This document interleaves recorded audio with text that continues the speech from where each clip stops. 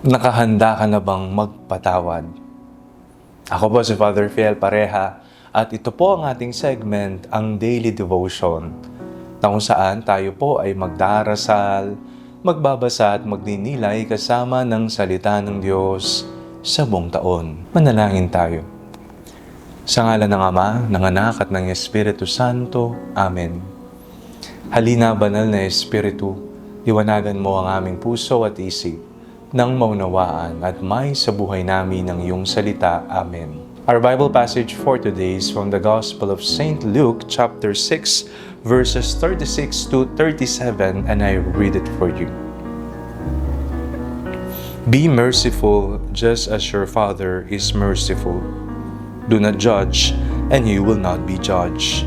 Do not condemn, and you will not be condemned. Forgive, and you will be forgiven. Isa po sa diwa ng Kwaresma ay ang kapatawaran. Maraming tao ang magtutungo sa kumpisal, hihingi ng tawad sa Diyos. Maraming tao ang gagawa ng panata at penitensya, hihingi ng awa sa Diyos. Maraming tao ang magbibisita iglesia, hihingi ng kapatawaran ng Panginoon.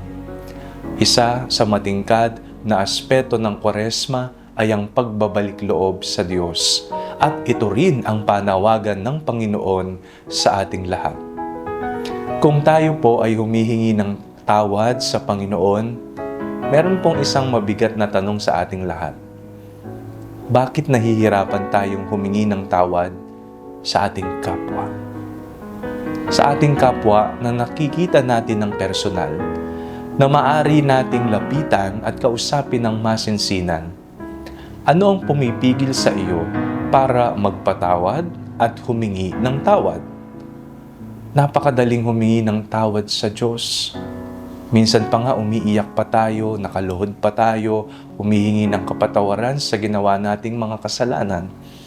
Pero malinaw ang sinabi ng Panginoon ngayong araw na ito sa atin, magpatawad nang ikaw ay patatawarin.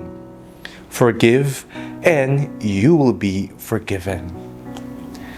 Tila ba taliwas ang ating pananampalataya sa ating aktual na pamumuhay kapag hindi tayo marunong magpatawad sa mga taong ating nakikita. Mga kapatid, ngayong panahon ng Kwaresma, magpatawaran tayo. Sa krus nakita natin ng isang Diyos na kahit na pinahirapan, sinugatan, pinagbuhatan ng mabigat na krus at ipinako sa krus, nakita natin na sa kanyang kahuli-hulihang hininga, nasabi niya ang kapatawaran. Father, forgive them, for they do not know what they are doing.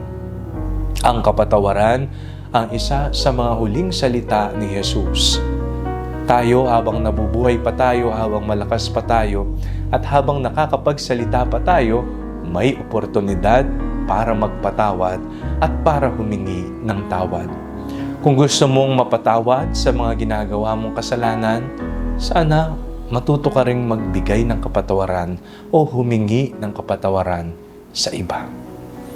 Manalangin tayo. Panginoong Jesucristo, inaamin po namin lahat ng aming mga kasalanan sa iyo at sa aming kapwa. Bigyan niyo po kami ng isang pusong marunong humingi ng tawad at magbigay tawad sa iba. Amen. Sa ngalan ng Ama, ng Anak at ng Espiritu Santo. Amen.